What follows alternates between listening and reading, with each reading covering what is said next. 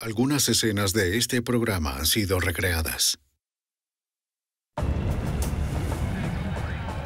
En Minnesota, un horrible asesinato dejó pocas pistas.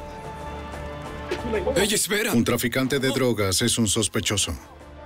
¡No! Pero estaba bien protegido contra la policía. Agentes del FBI y detectives locales tuvieron que infiltrarse en un peligroso cartel para atrapar a un par de mafiosos que mataron sin remordimientos. La evidencia se acumula, no hay sospechosos evidentes. El centro de comercio es bombardeado. Ted Kaczynski es arrestado.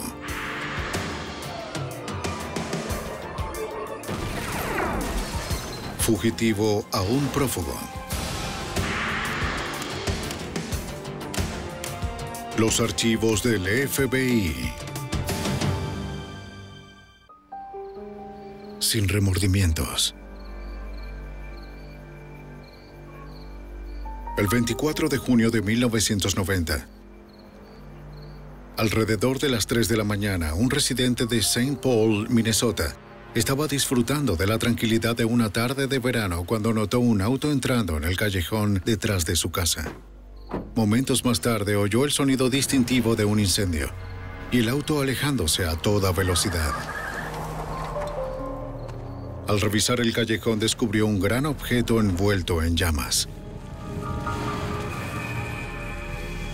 Temía que el fuego incendiara su propiedad. Llamó a emergencias.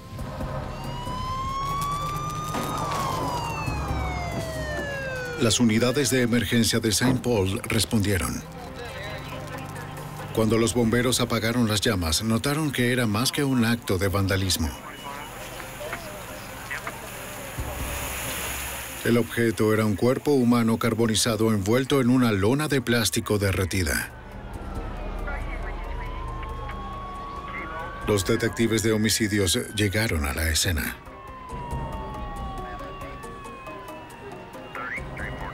Interrogaron al residente, pero no había visto el auto ni quién estaba dentro. La policía no encontró ninguna identificación en o cerca del cuerpo. Los investigadores esperaban que una autopsia proporcionara más información. Si pudieran identificar a la víctima, podría guiarlos a los responsables.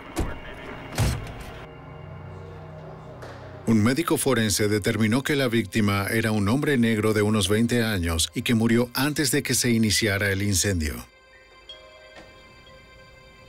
Causa de la muerte: múltiples heridas de bala en la cabeza. El forense extrajo 3 balas de pequeño calibre. Las enviarían al laboratorio de balística para examinarlas. A pesar de los daños causados por el incendio, el forense encontró quemaduras de pólvora en la cabeza de la víctima, lo que indicaba que le dispararon a quemarropa. Si quedaba alguna huella dactilar, quizás podrían identificarlo. Introdujeron las huellas en el sistema de identificación automática de huellas dactilares. AFIS es una base de datos nacional que contiene las huellas de 23 millones de personas. Probablemente quemaron el cuerpo para dificultar su identificación. Con la tecnología AFIS era posible. Pero comprobar las huellas llevaría algún tiempo. La policía creía que un asesinato tan espantoso estaba relacionado con drogas. El área de Minneapolis-St. Paul se había convertido en un lugar popular de importación de narcóticos.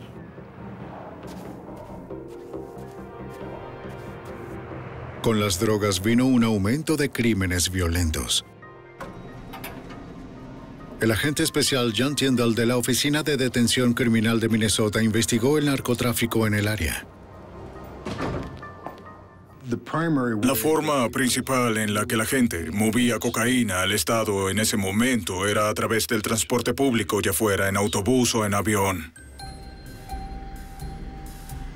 La policía creó equipos de interdicción de drogas asignados al aeropuerto de Minneapolis-St. Paul para tratar de detener la afluencia. Los agentes monitoreaban los viajes desde y hacia ciudades como Miami y Los Ángeles, donde se originaron.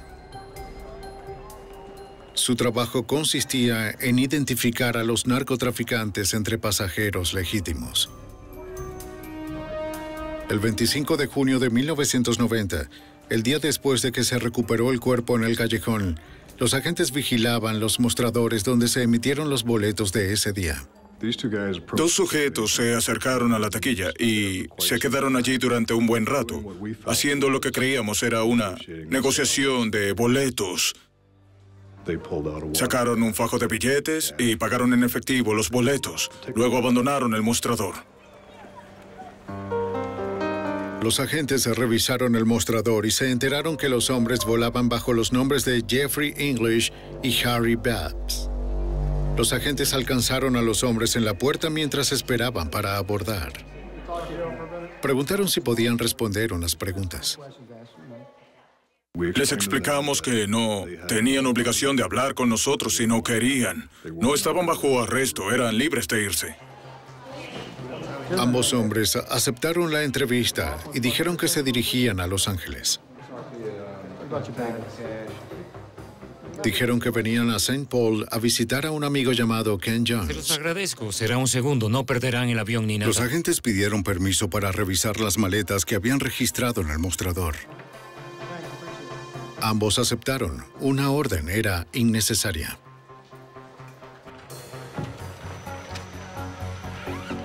Las maletas aún no se habían cargado en el avión. Dentro de la maleta de Jeffrey English había una bolsa de plástico que contenía rollos de dinero en efectivo por un total de $13,000. ¡Lo tengo! Dentro de un zapato había una Derringer calibre .22. Habría sido fácil no verla. Era un pequeño revólver con una capacidad de 5 balas y un cañón de solo 2,5 centímetros de largo. El arma medía aproximadamente 10 centímetros. Un arma que puede ocultarse en una sola mano. En la otra maleta había otra arma. Ninguna de las dos había sido declarada. Esa violación, más la sospechosa cantidad de dinero en efectivo, proporcionó suficiente causa probable para un arresto. El oficial llamó a su compañero. Están armados y pueden ser peligrosos. Tuvieron que detener a Babs y a English antes de despegar. El avión seguía en la terminal.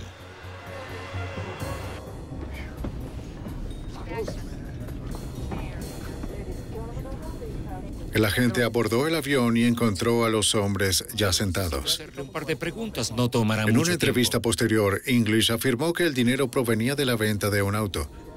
Dijo que compró la Derringer calibre .22 en la calle en Minneapolis. Y añadió que no tenía ni idea de dónde había estado el arma. Y pensé que esa era una respuesta extraña para desentenderse del asunto del arma. Y esa fue la primera razón que cualquiera de nosotros tuvo de que el arma pudo haberse usado en algún tipo de crimen, simplemente por la forma en que enmarcó su respuesta. Los agentes sospecharon más cuando English admitió que estaba volando bajo un nombre falso. Su verdadero nombre era Jeffrey Burns. No había pruebas contra Burns o su compañero por nada excepto delitos menores con armas. Ambos pagaron multas y fueron liberados. Se retuvieron sus armas hasta que los agentes revisaran los registros policiales para ver si se usaron en crímenes anteriores. 2 semanas después, la policía de St. Paul recibió la comparación de huellas dactilares del hombre encontrado quemado. Hubo una coincidencia en el sur de California. El nombre de la víctima era Duane Walker. El residente de Los Ángeles de 26 años tenía antecedentes por intento de venta de narcóticos. La muerte de Walker salió en los periódicos de su ciudad natal. Su tío leyó el artículo y llamó a las autoridades de St. Paul. Operadora. ¿Con la policía de St. Paul? Le dijo a los detectives que su sobrino había ido a verse con un hombre llamado Ken Jones. Señor, muchas gracias por su información. Se lo agradecemos. Sí, oficial. Mi nombre es... Como Walker no regresó de St. Paul, su tío se puso en contacto con Jones, quien dijo que Walker se había ido. Será de gran ayuda. De acuerdo. Adiós. Creo que el archivo está justo aquí. Los detectives de narcóticos de St. Paul estaban familiarizados con Jones. Habían estado investigándolo durante años. Tenía fama de ser el mayor proveedor de cocaína de la región. Jones fue cuidadoso con su negocio de drogas y estaba protegido contra la investigación. Gracias a todos y en nombre de la Junta de Desarrollo del Vecindario... Al donar públicamente a organizaciones benéficas urbanas, Ken Jones se retrató a sí mismo como un benefactor de la comunidad. La policía sabía que era una fachada, como sus negocios legítimos que creían que usaba para lavar dinero. Su reputación era diferente en la calle. Entre los traficantes y adictos, Jones era conocido por gobernar sus intereses con mano dura. Espera. Si no le pagaban, la gente salía herida. Espera, tengo tu dinero, lo conseguí todo. Durante años, los detectives han buscado una manera de cerrar el negocio de las drogas. Los detectives sabían que Duane Walker estaba con Jones antes de su muerte. Si probaban que el traficante estaba involucrado, finalmente lograrían sacarlo de la calle. Pero necesitaban más pruebas. Los investigadores fueron a entrevistar a los empleados del negocio de Jones. Dígame, ¿alguna vez... Esperaban que alguien supiera de la relación entre Jones y Duane Walker. ¿Nunca antes lo había visto? Ninguno de los empleados estaba dispuesto a hablar. El traficante Ken Jones continuó con el narcotráfico. Parecía estar fuera del alcance de la ley.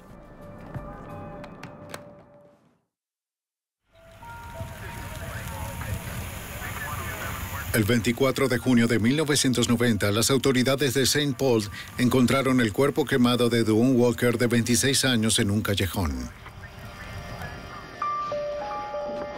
Justo antes de su muerte, se había reunido con el traficante Ken Jones. Ese era el mismo. La policía cree que Jones estuvo involucrado en el asesinato. Sí, este es el personaje. Pero los testigos no hablaron y ninguna evidencia física lo implicó. Los investigadores obtuvieron un cambio inesperado 3 meses después, cuando la policía de St. Paul detuvo a un hombre por una infracción de tránsito.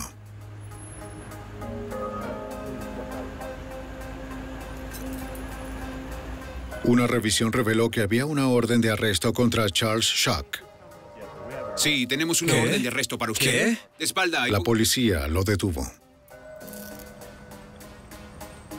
Se pusieron en contacto con el investigador que había emitido la orden, el agente especial John Tyndall, de la Oficina de Detención Criminal de Minnesota. Tenemos una orden y hay que cumplirla. La orden de arresto fue emitida contra Charles Schock por importar 2 kilos de cocaína. Intentamos encontrarlo en la dirección que nos había dado y no estaba allí. No teníamos forma de saber dónde estaba en ese momento. Varios meses antes, un equipo de interceptación de drogas en el aeropuerto de Minneapolis, St. Paul, había visto al mensajero. Vieron a Schock pagar en efectivo por un pasaje de última hora a Los Ángeles. ¿Ida o ida y vuelta? Ida y vuelta. Ida y vuelta. Schock no registró ninguna maleta y solo llevó una al avión. El pase de embarque. No, Al día siguiente lo vieron regresar, pero con 2 maletas. Sabían que los mensajeros a menudo tenían maletas adicionales cuando regresaban de buscar drogas. ¿Cómo está, señor? Soy el oficial Moss. Oficial Tyndall. Debemos hablar con Le usted. dijeron a Schock que no podían arrestarlo, pero que podían retener su equipaje e inspeccionarlo. Solo bájalas por un Las momento. autoridades no podían abrir las maletas sin su consentimiento, y él no lo permitió. Nada, ¿verdad? La respuesta de Shock no fue la de un viajero Tengo inocente. prisa y debo irme, ¿entienden?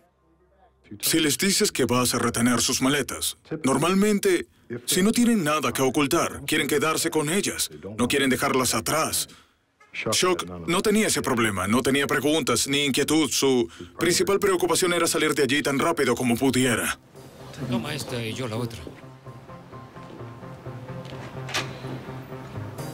Poco después de que Shock se fuera, una unidad canina examinó las maletas. Vamos, chico. Olfatea. Una estaba limpia, pero en la otra el perro olió narcóticos. No se puede obtener una orden de registro basada estrictamente en las acciones del perro.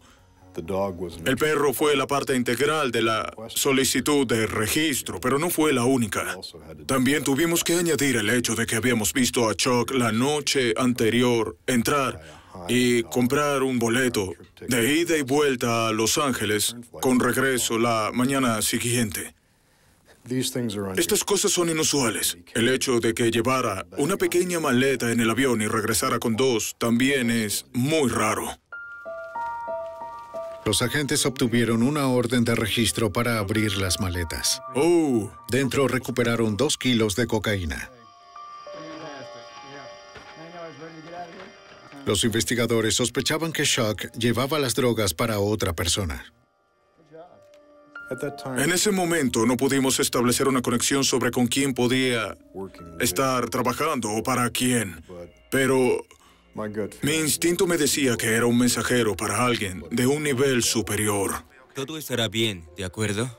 Ahora que había sido arrestado, Shock se enteró de las pruebas en su contra. Hizo que su abogado propusiera un trato. A cambio de considerar la sentencia, daría información sobre el hombre para el que traficaba drogas. Y lo más importante, también daría detalles sobre el asesinato sin resolver de Don Walker. Shock dijo que el hombre que lo contrató como mensajero era el mismo que había ordenado el asesinato. Veamos qué tienes. Su nombre era Ken Jones. Por cada kilo de cocaína entregado, Ken Jones le pagaría a Shock $1,000. Shock había trabajado para el traficante desde la secundaria. Fue precisamente porque su relación era tan fuerte que Jones no tomó represalias por la cocaína perdida. No te arrepentirás. Pero Shock no era el único mensajero. La novia de Jones también jugó un papel importante en la organización del tráfico. Charles Shock me dijo que ella estaba íntimamente familiarizada con su operación de narcotráfico. De hecho, había sido azafata de una aerolínea durante muchos años y había actuado como mensajera para él, trayendo kilos cuando trabajaba como azafata. Los investigadores le preguntaron a Shock si la novia sabía del asesinato. Dijo que cuando mataron a Walker, ella estaba muy alterada. Mío era de Ken Jones. Irene, ¿estás bien? Ella dijo que Jones le había ordenado que limpiara el baño de su apartamento. ¿Qué pasa? Había mucha sangre en la bañera. Por cierto, usted... Shock había oído que le dispararon allí a Walker. Todo esto. Dijo que el nombre del asesino era Jeffrey Burns, un sicario de Jones, y el mismo hombre cuya maleta contenía $13,000 en efectivo y una Derringer calibre 22. Creía que Barnes le disparó a la víctima, Duane Walker, en la cabeza y que se fue de la ciudad al día siguiente después de que Ken Jones le pagara por ello. Shock alegó que los $13,000 en efectivo que encontraron en la maleta eran parte del dinero que Jones le pagó a Barnes por hacer el asesinato y que el revólver calibre 22 que hallaron era el arma homicida. Solo sé que no era mi cocaína. Shock conocía el calibre del arma homicida y otros detalles del crimen que no se habían hecho públicos. Así que sentimos que había cierta credibilidad por parte de Shock de que Barnes y Jones podían ser sospechosos legítimos en el asesinato de Walker. Los agentes se dieron cuenta de que ya podrían tener el arma homicida bajo custodia. Veamos qué tenemos aquí. Si probaban que era el arma que mató a Dawn Walker, podrían seguir adelante con el caso del asesinato del traficante Ken Jones y su sicario Jeffrey Barnes. Llevémoslo. Sí. Recuperaron el Derringer calibre 22 del casillero de pruebas. Los investigadores enviaron el arma al laboratorio de balística de St. Paul para su análisis. Los forenses compararon las estrías dentro del cañón con las de las balas que se extrajeron de la víctima. Pero su informe fue decepcionante. Los resultados no fueron concluyentes, en parte debido al hecho de que solo tenía un cañón de 2,5 centímetros. La oportunidad de recoger estrías de la tierra y surcos dentro de este cañón era limitada. Cuanto más largo sea el cañón, mejor será la oportunidad de recoger las estrías. Uno corto como este te da muy pocas oportunidades. Sin un examen forense que comparara el arma de Barnes con las balas que mataron a Walker, las autoridades solo tenían la palabra de un traficante de drogas para ir a juicio. Los agentes enviaron el arma al laboratorio de alcohol, tabaco y armas de fuego en Washington, D.C. Se pensaba que el laboratorio era algo más sofisticado. Estaban acostumbrados a hacer cosas así de forma rutinaria. Y con su sofisticado equipo podrían llegar a una determinación más específica. Después del examen de la ATF, llegaron a la conclusión de que era, de hecho, el arma que se usó para asesinar a Dawn Walker. Los investigadores ahora sabían que el sicario Jeffrey Barnes tenía en posesión el arma homicida el día después de que asesinaran a Walker. Pero aún no tenían pruebas de que él hizo los disparos mortales o de que Ken Jones ordenó el asesinato. Disculpe, señora. Agentes y detectives buscaron testigos que pudieran relacionar a los dos hombres con el homicidio. ¿Podría observar la foto? No. Ya sea por lealtad o por miedo, las autoridades se encontraron con el silencio. Una tras otra, las personas con las que intentábamos hablar no nos daban respuestas. Todas se negaron. Así que volvimos al punto de solo tener la declaración que nos dio Charles Chuck y ninguna manera palpable de corroborar la información que nos dio a través de otros testigos. Tim, ¿podemos hablar? Los investigadores solicitaron una orden para registrar el apartamento de Jones, pero el juez se negó a concederla porque no podían corroborar la historia de la sangre en el suelo. La información de los registros telefónicos. Después de casi un año, los investigadores notaron que el caso no se resolvería sin recursos adicionales.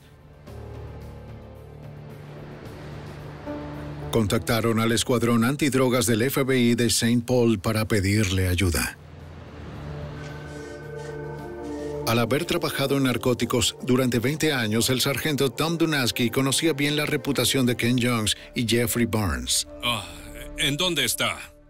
Ambos son individuos muy intimidantes e imponentes. Tenían antecedentes violentos. Cuando íbamos a interrogar a la gente, todo el mundo trataba de evitar tener contacto con nosotros o contarnos la historia real. Los investigadores creían que la única manera de llegar al traficante y a su sicario sería a través de un testigo que cooperara. Necesitaban encontrar a alguien que pudiera darles información de primera mano y tal vez solicitar una confesión grabada. El investigador se acercó a un informante confidencial que había participado en casos anteriores. El informante no pudo relacionar a Barnes con la víctima. Él tiene mala reputación, pero los ayudaré a... Pero sí sabía que el sicario tenía un sobrino que había sido liberado recientemente de la prisión. ¿Qué tal, amigo? ¿Cómo estás? El sobrino era Russell Barnes, conocido en la calle como Ice. Sí, se están llevando a todos. Después de salir de prisión, llegó a St. Paul para vender cocaína con contactos proporcionados por su tío Jeffrey Barnes. Ven, vamos. Amigo. El sobrino estaba ansioso por hacer dinero. Los agentes esperaban usar su entusiasmo a su favor.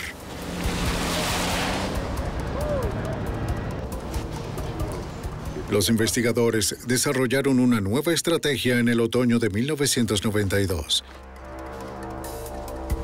El sobrino del sicario sería su nuevo objetivo.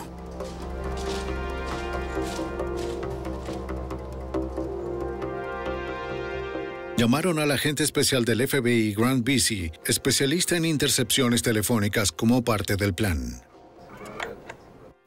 Fuimos tras Russell primero porque era un buen traficante de drogas y en segundo lugar abordó a su tío Jeffrey y sentimos que si pudiéramos hacer un caso contra Russell nos ayudaría a hacer un caso contra Jeffrey. Para conseguirlo, los agentes tendrían que infiltrarse en las cerradas tropas del peligroso submundo de la droga.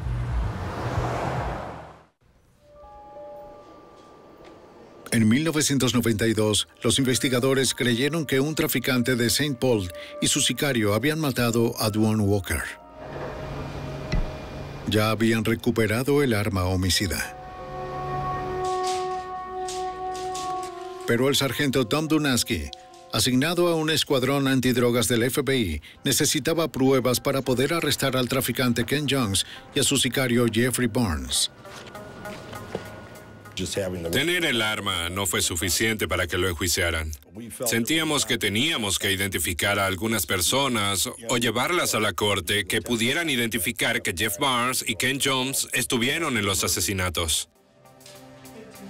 El agente especial del FBI, Grant Bisi, creyó que si primero arrestaban al sobrino del sicario, el traficante de drogas Russell Barnes podría proporcionarles la información que necesitaban.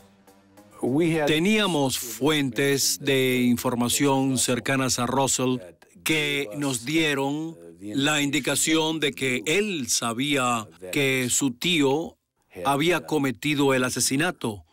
No sabíamos qué tanto sabía Russell al respecto. Muy bien, de acuerdo. Para construir un caso de narcóticos contra Russell Barnes, el FBI reclutó a un informante de confianza con credibilidad en la calle. ¿De acuerdo? De acuerdo. Le instalaron micrófonos y se involucraría en compras de drogas controladas con el sobrino del sicario.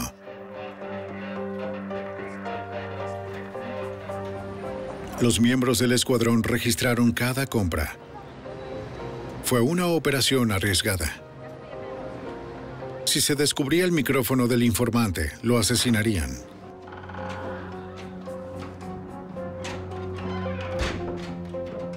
Los agentes querían crear confianza y evitar la posibilidad de que Russell Barnes sospechara que era una trampa. Todo muy bien. ¿Qué es lo que necesitas? ¿Qué es lo que quieres? De acuerdo. Al principio solo compraba pequeñas cantidades. ¿Cuánto me va a costar? Con el tiempo, las transacciones aumentaron en tamaño y frecuencia, y cada una fue registrada. Es buena mercancía. Es lo mejor que tengo. Sí. Pero Russell Barnes se negó a hablar de su conocimiento del asesinato. Los agentes no estaban más cerca de resolver el crimen.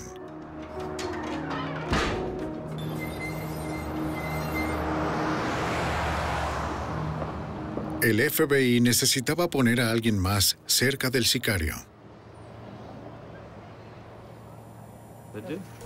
Siéntate. En mayo de 1993, descubrieron la forma de entrar.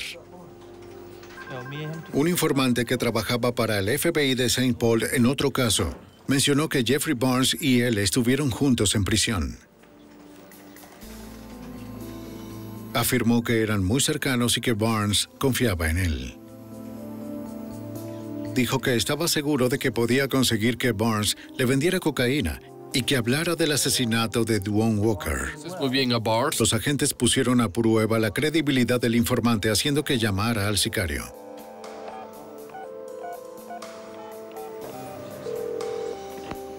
En ese momento era evidente que Jeffrey Barnes se sentía cómodo hablando con él. ¿O qué?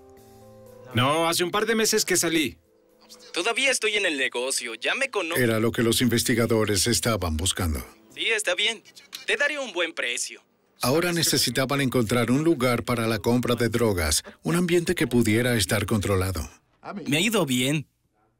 En ese momento, el informante vivía con un pariente y no podía hacerlo en su casa. Obtuvimos una casa del Hood y trasladamos al informante a la casa. Él accedió a grabar ciertas conversaciones que podría tener con Jeffrey Barnes.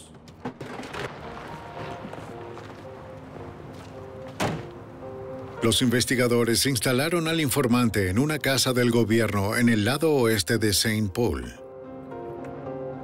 Contactaría al FBI en el momento que el sicario planeara visitar la casa para negociar. Los técnicos del FBI cablearon la casa con dispositivos electrónicos de escucha en 3 habitaciones. Los agentes sabían que a Barnes le gustaba jactarse de ser un sicario, refiriéndose a sí mismo como el mejor asesino. Con esa información, tratamos de animar al informante a que tratara de llevarlo a un punto en el que le hablara sobre los actos de violencia en los que estaba involucrado y cosas por el estilo. Como se trataba de la reputación de Jeff Barnes, era algo de lo que le gustaba presumir. ¿Por aquí? Sí, sigue. Los agentes entrenaron al informante sobre cómo hablarle a Barnes del asesinato de Duane Walker. Siéntate. Él guiaría al sicario para que hablara de los asesinatos que había realizado en el pasado. En verdad no quiero quitarte mucho tiempo. En una conversación grabada, el informante fingió que quería que Barnes le ayudara a robar a un traficante. Iré a buscarlo y le daré una golpiza. Jeffrey Barnes sugirió que lo matara. Para. ¿Matarlo? He sido un sicario. Barnes le dijo al informante que asesinar a alguien no es un problema y describió cómo podía hacerlo.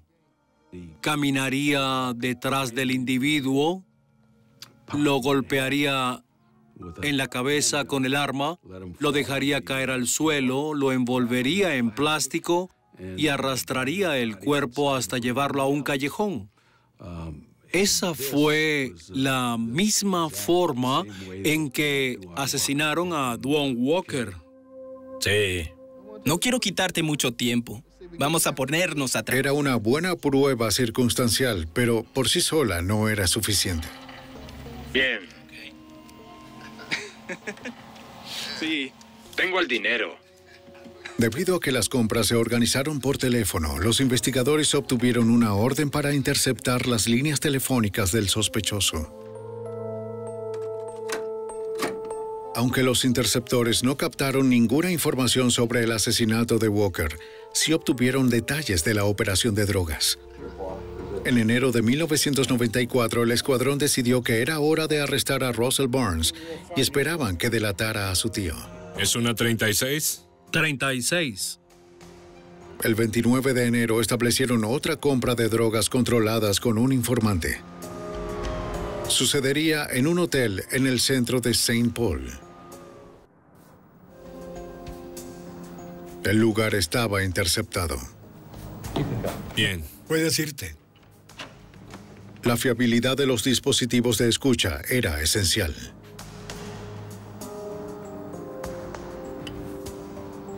Probando, 1, 2. Las grabaciones se usarían en los tribunales.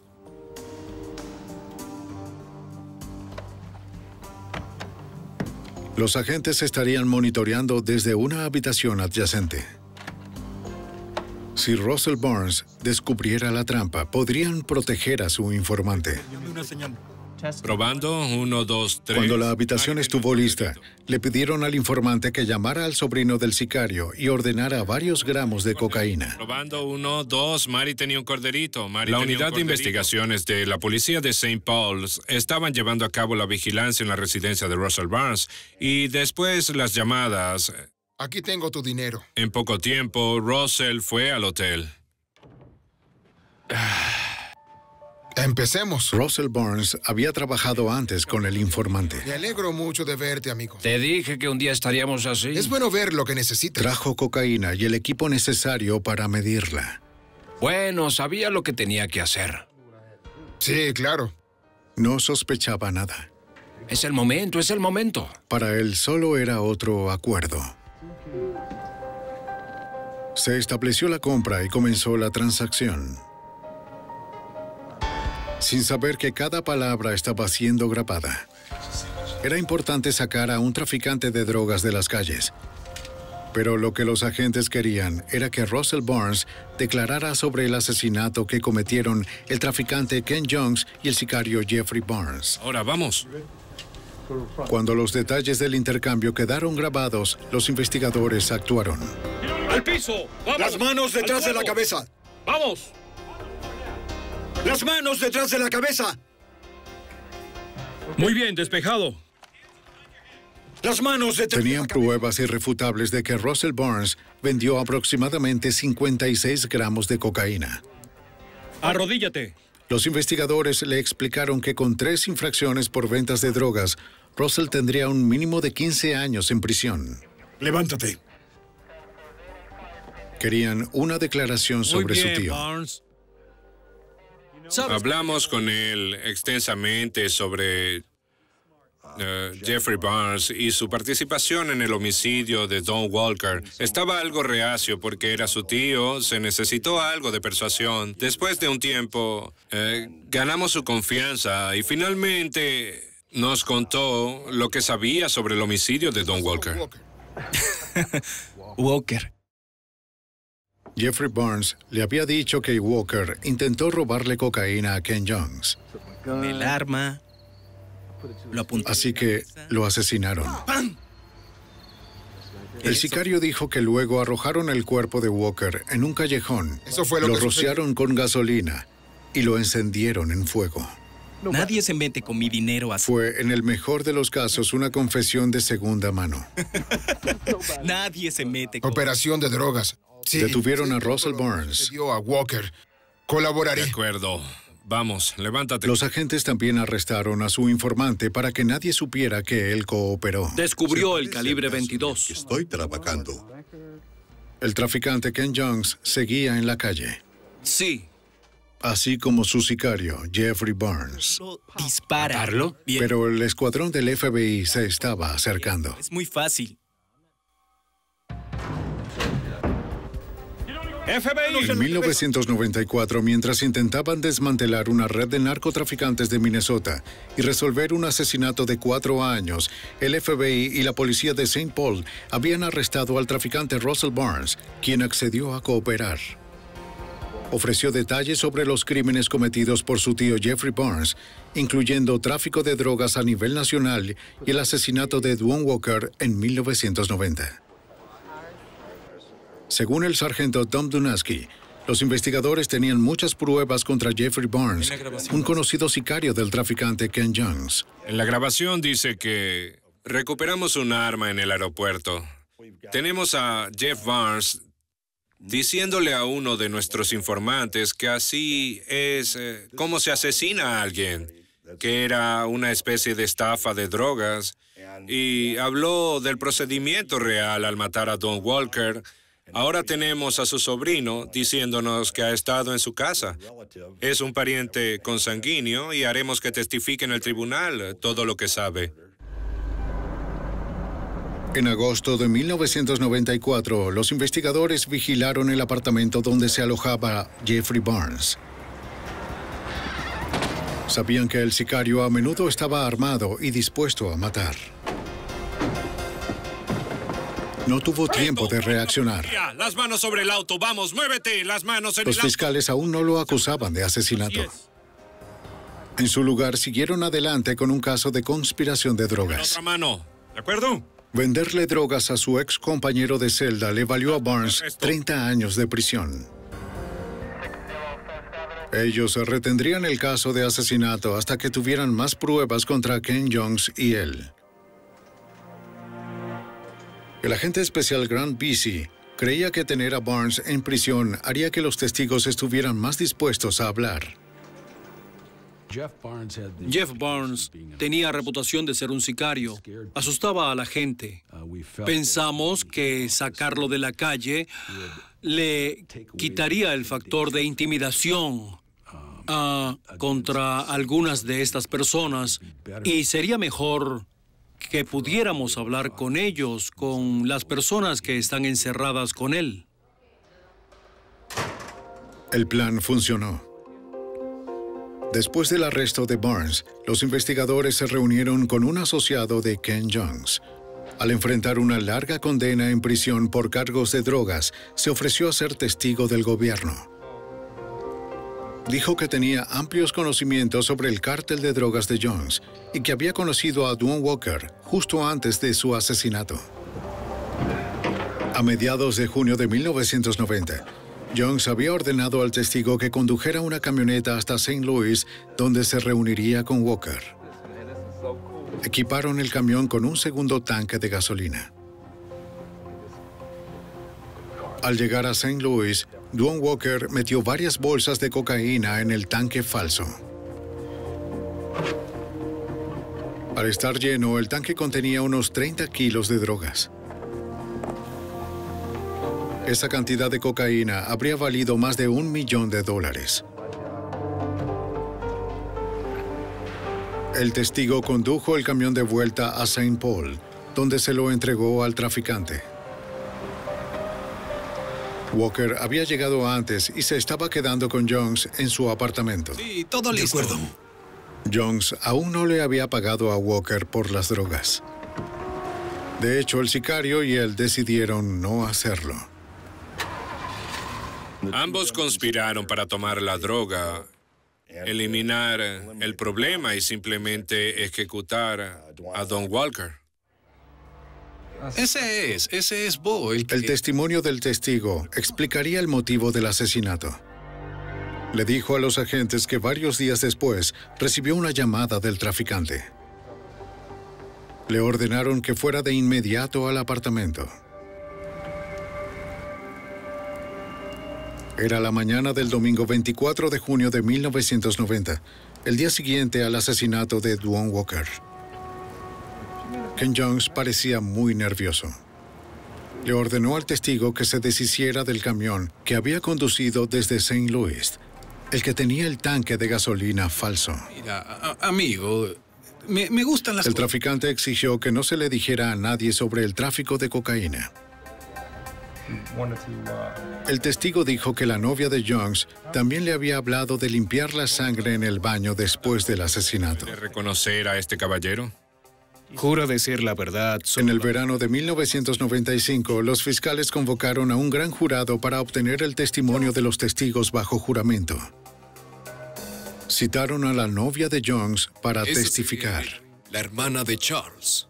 Pero ella negó haber dicho que limpió sangre en el baño de Jones. No estoy segura de lo que está hablando. Nunca limpié sangre. Si las autoridades no probaban que ella estaba mintiendo, tal vez nunca podrían acusar a Ken Jones y a Jeffrey Barnes de asesinato. No, señor. Sí, por favor nos contará todo lo que sabe. En junio de 1995, el testimonio del gran jurado probó que una testigo cometió perjurio cuando negó haber limpiado sangre en el baño del traficante Ken Jones.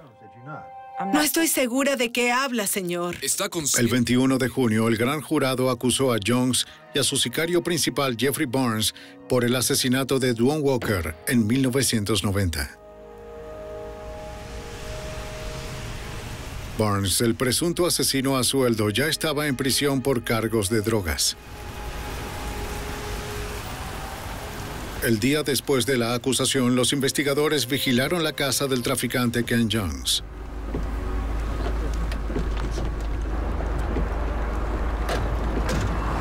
Aunque supo esconderse de la investigación, finalmente arrestaron a Ken Jones por asesinato. ¡Cúbreme! El sargento Tom Dunaski, miembro del escuadrón antidroga del FBI, estaba decidido a encontrar pruebas físicas que respaldaran el testimonio de los testigos en el juicio. Durante la investigación, todo se centró en el hecho de que Don Walker fue asesinado en el baño y que allí le dispararon en la cabeza. Pensaba que podríamos encontrar un rastro de sangre en la lechada en el suelo del baño. Avísame cuando estés listo y encenderé la luz. La Oficina de Detención Criminal inspeccionó el baño. Después de que arrestaran a Jones, los nuevos inquilinos se mudaron al apartamento. ¿Listos? Dieron su consentimiento para la búsqueda. Los técnicos analizaron la presencia de sangre usando luminol, una técnica relativamente nueva en ese momento. El luminol reacciona con las proteínas de la sangre, haciendo que sean visibles rastros diminutos bajo la luz ultravioleta. Eso es gigante. Pudimos determinar que el contrapiso debajo de la baldosa había una cantidad significativa de sangre.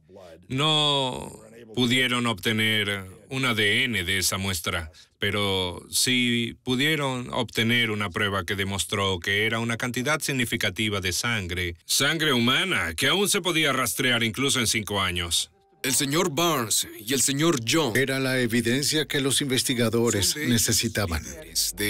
El 31 de octubre de 1995, Ken Jones y Jeffrey Barnes fueron a juicio en St. Paul. Cada año, pero también por el asesinato de Los fiscales describieron lo que creían había ocurrido en las últimas horas de Duane Walker. Son los responsables de todo esto. Walker había entregado unos 30 kilos de cocaína a Jones. El traficante decidió que no quería pagar. Esa noche, él y su principal sicario, Jeffrey Barnes, celebraban con Walker. Eventualmente, Walker se dirigió al baño. Jones y Barnes habían planeado hacer el asesinato allí.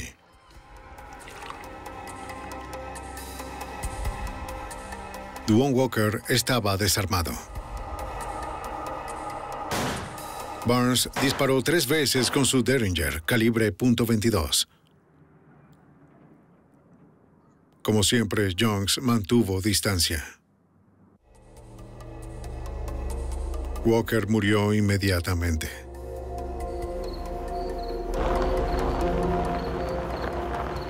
Más tarde esa noche, envolvieron el cuerpo de Walker en láminas de plástico para contener la sangre y lo cargaron en un auto. Condujeron hasta un callejón y tiraron el cuerpo.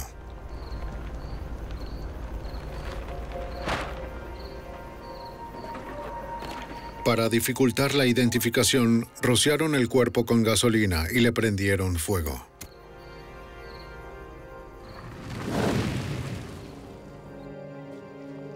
Jones usó a su novia para cubrir sus huellas después del asesinato.